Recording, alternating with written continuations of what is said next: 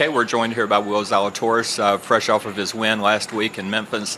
Will, just talk a little bit, first of all, about that win at St. Jude.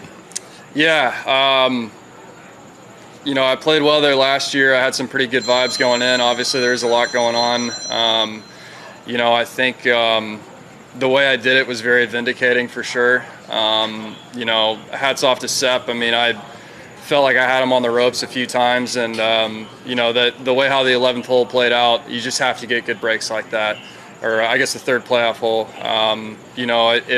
If I had known that my ball was basically unplayable, I would have had to go and hit first and apply the pressure to him, and I ended up, thinking I might have a chance to play it, and the crowd's reaction made it look like the ball had hopped off the rocks and was just barely in the rough and had a good, kind of an easy up and down, and it kind of forced his hand to go at it, and my ball could have easily just done what his did, and his ball could have easily done what mine did, and winning requires a little luck every now and again, and very fortunate obviously to get my first win. Curious of some of the texts that you may have received from people about that shot that you were thinking about hitting. Anything interesting? Yeah, I mean everyone has kind of the resounding texts that I got were basically everyone was screaming at the TV not to hit that shot, and it's tough because you're 20 feet from the hole and all I've got to do is move it a foot forward, and I basically will win the golf tournament, and unless I do something silly. And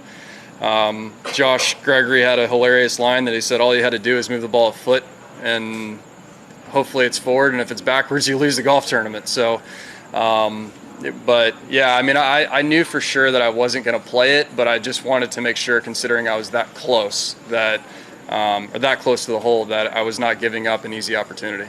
And you come into the week first in the FedEx Cup standings now. Do you feel any different in that, in terms of you've got some maybe a target on your back? Yeah, I mean, yes and no. I mean, there's so much golf ahead of us. I mean, that's the thing, is that, of course, I would love to obviously hold my position going into next week and hold a 2-shot lead, but we've got the best players in the world here. Just because I won last week doesn't mean that makes this any easier. So I've got to go back out and do it again. Just going back to that shot on the rocks, Will, as a competitor, at the end of the day, in the evening, how much did you want to go back and try that shot? We had a flight out that I was very much wanting to go back and hit it after everything was done, but I had to get going. But you can go ahead for certain and assume that if I'm at Memphis next year, I will be 100% trying to pull that shot off. But I did see the video of someone trying to pull it off and hit it in the water, which is, if I was a betting man, I'd put a lot of money that that's probably what would have ended up happening. Right. Just here at Wilmington Country Club, you've just played 9 holes in the Pro-Am. I'm assuming you've seen the whole golf course. Mm-hmm. Just some thoughts on the venue. Incredible. I've never been here before. It's my first time at Delaware. This is a big boy golf course. I mean, 7,500 yards. All 3 of the par 5s are basically not reachable. Huge sloping greens. If I were to design a golf course, this is probably how I would design it for me. So I'm very excited. Obviously, my first time around this place, but the other part too is what an incredible build out on the last 5-6 holes. This is going to be a really fun experience coming down the stretch. Obviously, just going back to last week, Joel Stock, first week on the bag. Can you just talk about, if you could, the benefits that he brought to you to help you get that victory? Yeah, I mean, it's amazing how well we gelled. I've joked with him that he can only go downhill from here. The part that he did such a great job of, especially on Sunday, is just keeping me in the moment, just telling me to focus on my breathing. And then at times when things got a little tense, he'd pull out some of his classic dad jokes to kind of make me laugh. And so he did just an amazing job, especially considering that, Monday was our first day together, and so hats off to him going down the stretch and being able to be in the moment and just tell me, hey, this is the club, commit to this shot.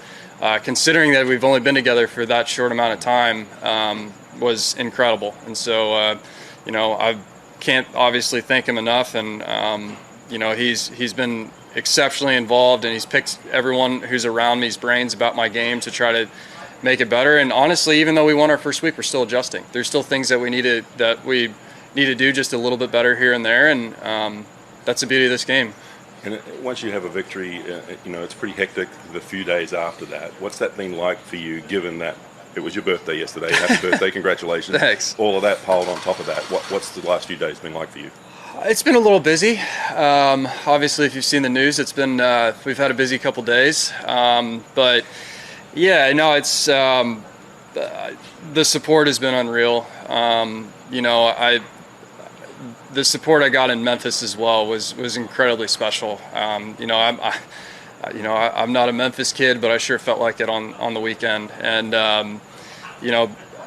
I think the beauty of this is that I've got to get right back on the horse and keep playing. And kind of like I said, it hasn't really sunk in, and it probably won't sink in until after East Lake, where I'll be able to kind of properly reflect and sit back and really kind of think back on all the moments that were kind of game changing. And being 2 over par through 9 holes is one thing that where I basically told told Joel when I 3-putted 9 for double.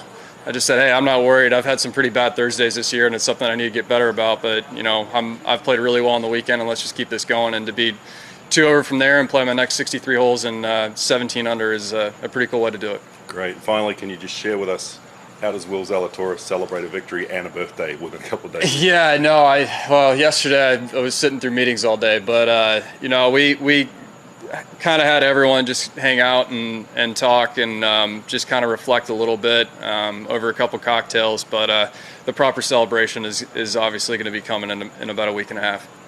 Thanks for your time, Will. Thanks. Appreciate it.